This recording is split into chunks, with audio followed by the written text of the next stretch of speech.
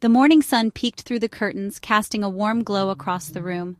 It tickled Thomas's nose, waking him from a strange dream filled with vibrant colors and odd sounds. In his dream, he had been surrounded by talking animals, each with a unique voice and personality. Thomas stretched and yawned, sitting up in bed. He rubbed his eyes, trying to shake off the remnants of sleep. "Good morning, sleepyhead," chirped a cheerful voice. Thomas jumped, nearly falling out of bed in surprise. His heart raced as he looked around. The voice came from his pet hamster, Humphrey, who was perched on the edge of his cage, looking down at him with bright eyes. "Did you sleep well?" Humphrey asked, his tiny whiskers twitching with curiosity. Thomas was speechless, his mouth hanging open in shock. He couldn't believe what he was hearing. Had his hamster really spoken to him? He pinched himself, wincing at the slight pain. It wasn't a dream. He could understand Humphrey. Thomas stammered, You can talk?" His voice was barely a whisper. His eyes were wide with amazement, unable to comprehend the situation. Humphrey chuckled, a sound like tiny bells jingling, filling the room with a light-hearted melody.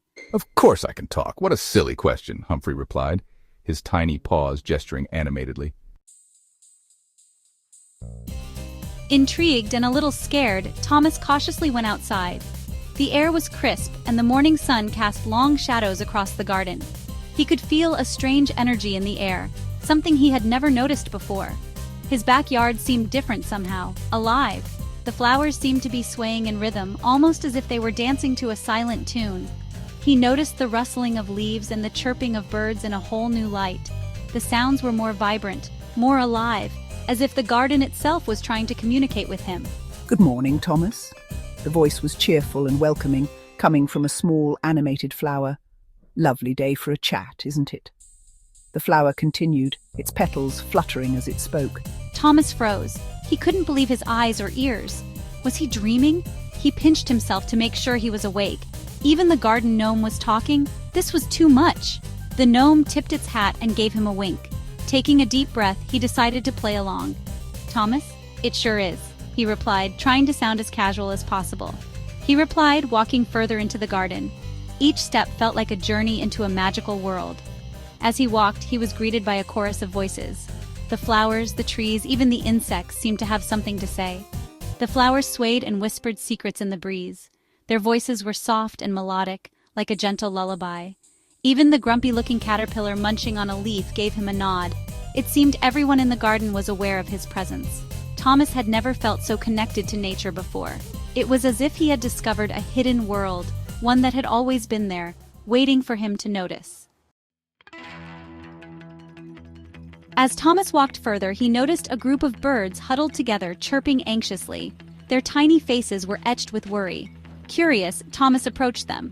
"Thomas, what's wrong?" he asked gently. A robin, perched on a branch, hopped down to face him. "It's our birdseed, kind human. Someone has stolen it all." The other birds nodded in agreement, their little eyes filled with despair. Thomas felt a pang of sympathy for them. He knew how important their food was, especially during this time of year. "Thomas, don't worry. I'll help you find the thief." Section 4. The Squirrel Solution. Determined to solve the mystery, Thomas set off, questioning every creature he met.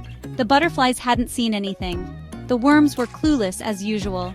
Even the grumpy caterpillar remained tight-lipped. Just when he was about to give up hope, he spotted a plump squirrel scampering up a tree. The squirrel had a telltale bulge in its cheek. "Excuse me," Thomas called out. The squirrel froze, its eyes wide with guilt. Thomas gently explained about the missing birdseed. The squirrel looked ashamed and confessed. He'd been very hungry and hadn't been able to resist the delicious seeds. Section 5. A World of Friends. The squirrel, full of remorse, led Thomas to his secret stash, returning all the stolen birdseed. The birds were overjoyed, their chirps filling the air with a melody of gratitude. Thomas watched in awe as the squirrel carefully placed each seed back where it belonged, a sense of harmony restored in the garden. They chirped and sang, thanking Thomas and the squirrel for their help. The garden seemed to come alive with their joyous songs, a symphony of nature celebrating the return of peace. Thomas felt a warmth spread through him, a feeling of satisfaction he had never experienced before.